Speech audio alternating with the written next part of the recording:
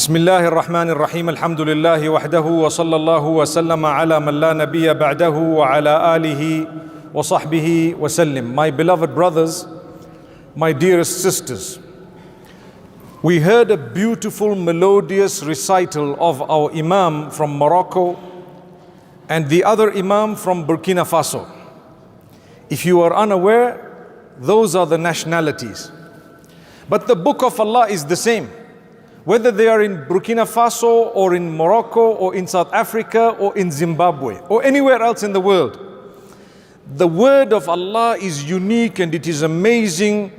You may not be able to communicate with one another, but you will immediately know that this is a recital of the Quran, and if there is a mistake in the recitation of the Imam, many of those behind the Imam would pick it up instantly. That's a miracle of the Quran. إِنَّا نَحْنُ نَزَّلْنَا الذِّكْرَ وَإِنَّا لَهُ لَحَافِظُونَ. We have revealed this revelation and we shall protect it, we shall look after it. There are so many ways of looking after the Quran. I want to highlight one before I continue. Every one of you has contributed towards the protection of the Quran by the will of Allah. Do you not know a small portion of the Quran off by heart? The answer is yes.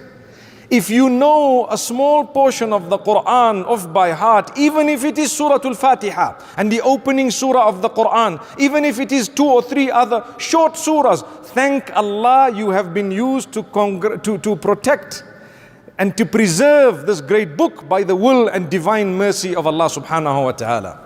The reason is, many people ask, why is it that when I have to pray the 5 daily prayers, it must be in Arabic? Well, if it was in any other language, perhaps we may have lost the authenticity of this book. Subhanallah. Allah says, don't adjust the book in order to suit you, but adjust yourself in order to suit the book. Subhanallah. May Allah make it easy. This does not mean we are not allowed to supplicate or make dua in another language. You can supplicate in any language you want.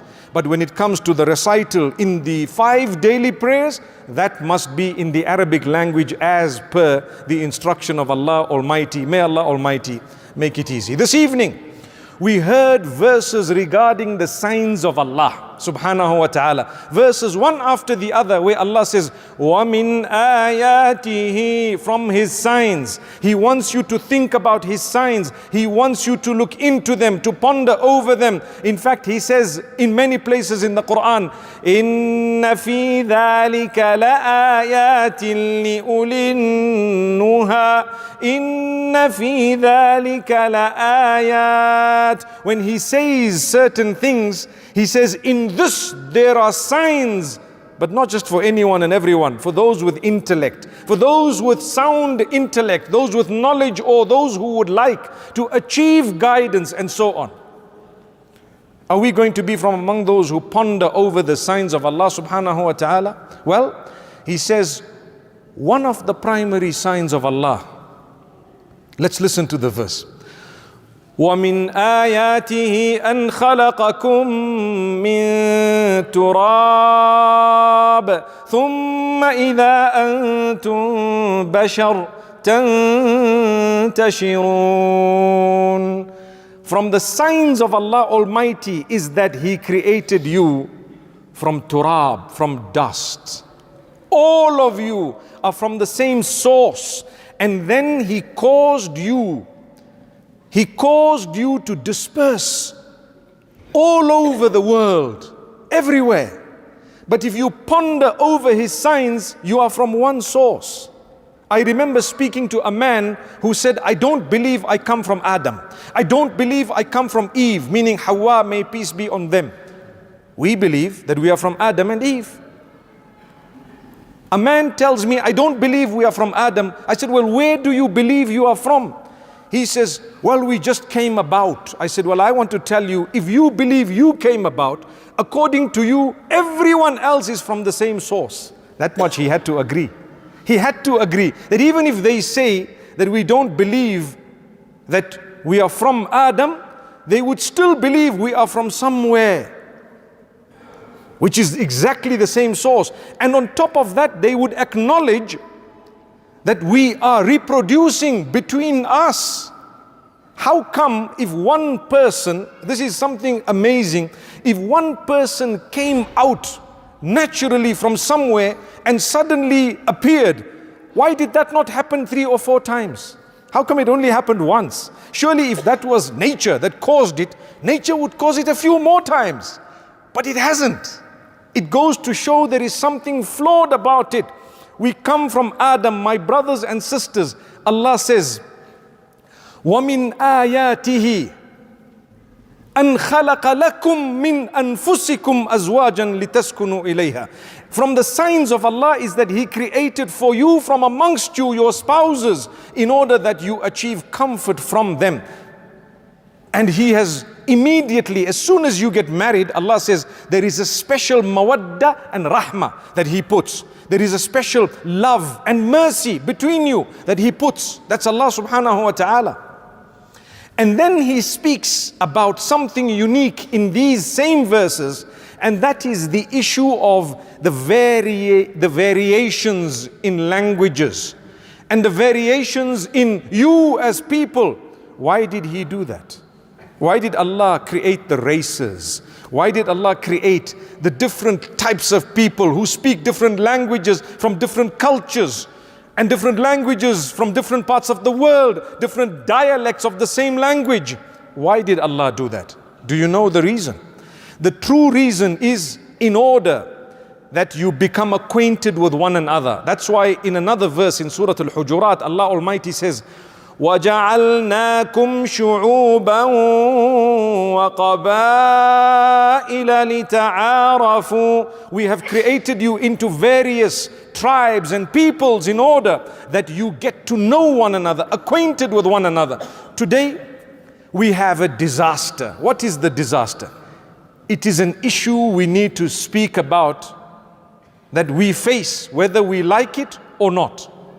Racism. Where people look at you and your complexion, or we look at others and their color, their complexion, and immediately we judge them and we believe that they are on a certain level, higher or lower, based on the skin color. That is so backward and so unacceptable in the eyes of Allah. Allah says you are from one source. That's what we're talking about this evening. You come from Adam, you come from Eve. You are one major, massive family. And indeed, you have been split all over the world, but that does not make you any better than the other. That's why Allah says, Inna akramakum indallahi atqakum. Indeed, the most honored in the eyes of Allah from amongst you are those who are the closest in relationship with Allah. Nothing to do with your wealth, nothing to do with your color, nothing to do with the language you speak, nothing to do with your race, nothing to do with your nationality, nothing to do with anything else, your height or how short you are, nothing to do with how beautiful or handsome you are, nothing to do with all of that. How is your relationship with Allah? The closer the relationship, the more honored in the eyes of Allah you shall be. And how do I develop this relationship with Allah? 2 important factors. We will always speak about these 2 things. Don't ever forget them. Number 1, your worship of Allah needs to be in order. Number 2, your respect of the rest of the creatures of Allah needs to be in order. Those are the 2 things. One is known as huququllah, the rights of Allah. Allah asked me to do 5 salah, I will do them. Allah asked me to worship Him alone, I will do that. Allah asked me to declare my shahada and believe in and work towards it, I will do that. Allah asked me to fast in Ramadan, I will do it. Allah asked me to give charity, I will do it. Allah asked me to do so many things, to go for Hajj if I can. May Allah make it easy for all of us, I will do it. Whatever Allah has asked me to stay away from, I stay away from. Halal and haram, I know the difference between the 2. And whatever Allah has asked me to do, I will do it. That is the right of Allah Almighty. But there is a right, even from among some of those, if they are connected to other human beings. For example, if you look at zakat, you know, the charity you're going to give to the poor, it's connected to both. On one hand, it's wealth you are giving for the sake of Allah. I'm fulfilling the right of Allah. But the poor man also has a right. So I'm going to give from my wealth to a poor person, respecting him, because without him, I would not have been able to engage in a pillar of Islam. Imagine. Don't you respect the house of Allah? Don't you respect when you come into the masjid, Allah Almighty tells you to dress in a certain way, to dress beautifully and so on. Ya bani Adam, khudhu zinatakum inda kulli masjid. O children of Adam, adorn yourselves when you come to the masjid. Wear nice, decent, beautiful clothing as you come to the house of Allah. It's a pillar of Islam that you are coming to fulfill. Enjoy it. This evening, we took our time. Did you notice? Recital. Those of you who are not used to, alhamdulillah, we enjoyed it. You're supposed to enjoy it. The term Taraweeh has in it Raha. Raha means, hey, I'm supposed to be relaxed, calm. Not that I'm on edge and I'm standing and wondering, this guy's taking too long. This guy's actually reading a bit. This guy's, relax, calm down, take it easy. It's a voluntary prayer. Enjoy your connection with Allah. I want to tell you, in the same way we respect the house of Allah, more than that we should be respecting one another. And we respect those who are poor, because through them Allah has allowed us to fulfill one of the great pillars of Islam known as zakat. There will come a time close to Qiyamah, according to one narration, that wealth will be everywhere and you won't find a poor person to give a charity. Imagine what will happen. When I was sitting a few years ago and talking about it, some of the youngsters came to me and said, hey, make dua, the time comes quick, man. We need some money, man. You know, subhanallah. I said, are you sure that's going to happen? People are going to be rich. I said, everyone's going to be rich. When is that coming?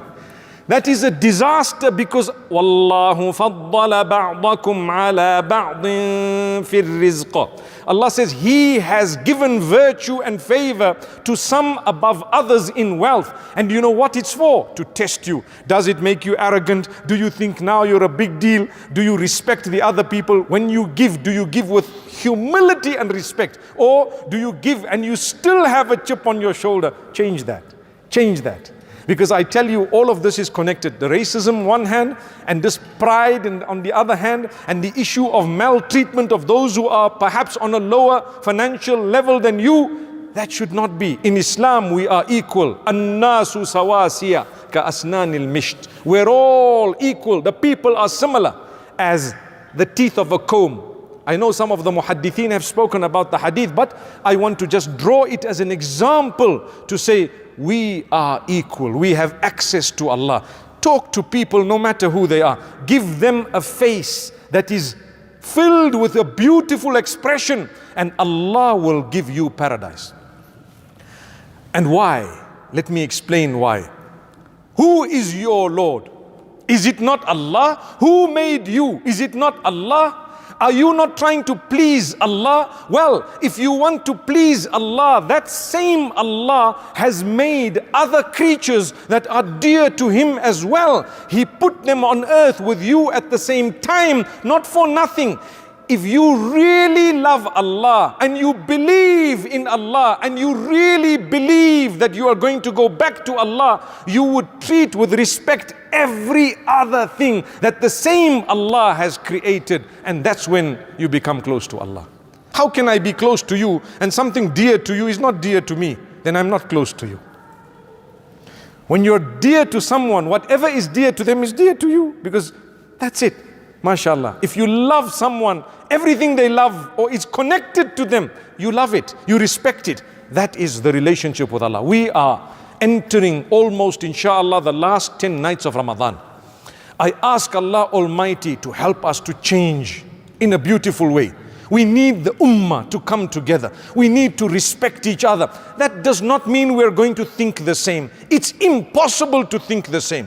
We will have differences of opinion. We may differ sometimes strongly in certain matters. It does not mean I don't love you and I don't care for you. And it does not mean I would not stand up to defend you wherever you were being attacked unjustly. Or if someone were to physically harm you, I would get up and make sure that I put my life at risk in order to save you, because the Quran says, وَمَنْ أَحْيَاهَا فَكَأَنَّمَا أَحْيَا النَّاسَ جَمِيعًا. Whoever saves one soul is equivalent to having saved entire humanity. For that reason, I'm going to strive. So when we look at each other, my brothers, my sisters, look at each other with an eye of love, bearing Allah in mind. You're not trying to please Allah? Yes, I am. Well, then here's a little child walking up, subhanallah. This is an innocent child coming and probably will come to sit somewhere. Here, let's watch and see. But I want to tell you something. As the child comes up, there are different ways we could react. And if we were to react, we either look at the child with the eye of love, and mashallah, it looks like the child is the child of our Imam, alhamdulillah. And such a beautiful child, may Allah bless. Some people would get agitated, irritated, and make a big noise and a scene about it as though there was no end to it. That's because there's something wrong with you and your heart and your eyes. Children are just children. I wouldn't be surprised if they screamed and yelled, subhanallah. Look at them with the eye of love. At the time of the Prophet ﷺ, he used to shorten his prayer sometimes when there was noise of children in the background.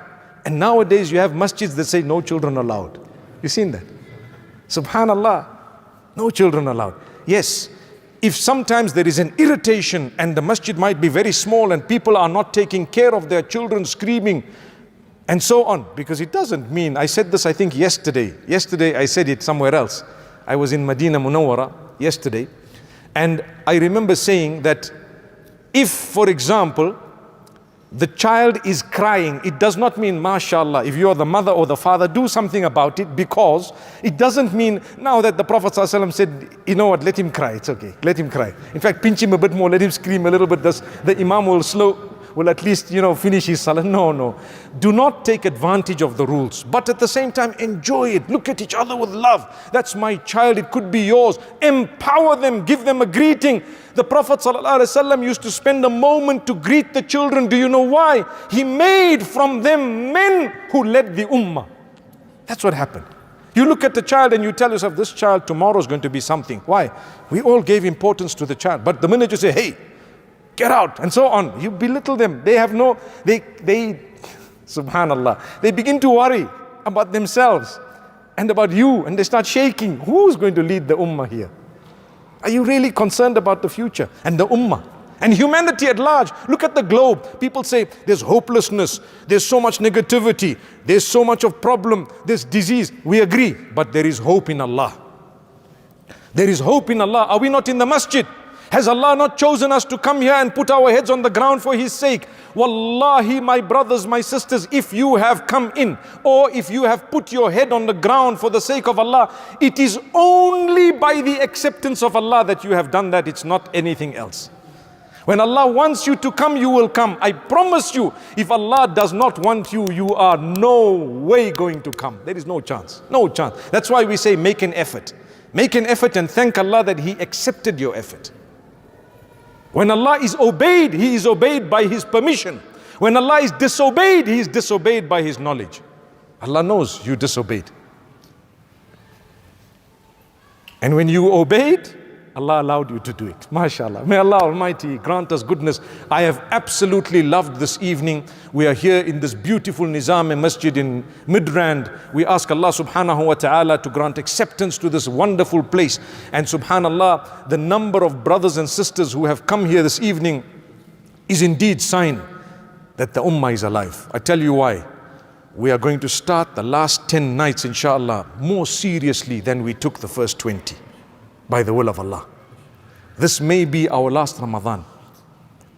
Is something going to change in you, my brothers and sisters? As we walk out of this masjid, ponder over what we said today. The issue of racism. Don't ever look at someone who's a different complexion or color and think to yourself, that person is low in any way, shape or form, because then you have just dropped yourself lower than them. It is something we need to think about. Respect people. Talk to them, greet them, offer them something that Allah has given you, and Allah Almighty will bless you in 1,000,001 ways. May Allah Almighty grant us goodness, and may Allah Almighty accept all our fasting and all our standing in salah, and may Allah Almighty use us to bring the ummah together and to respect one another even with our differences, and may Allah Almighty grant us the best of this world and the next. أقول قولي هذا وصلى الله وسلم وبارك على نبينا محمد سبحان الله وبحمده سبحانك اللهم وبحمدك نشهد أن لا إله إلا أنت نستغفرك ونتوب إليك.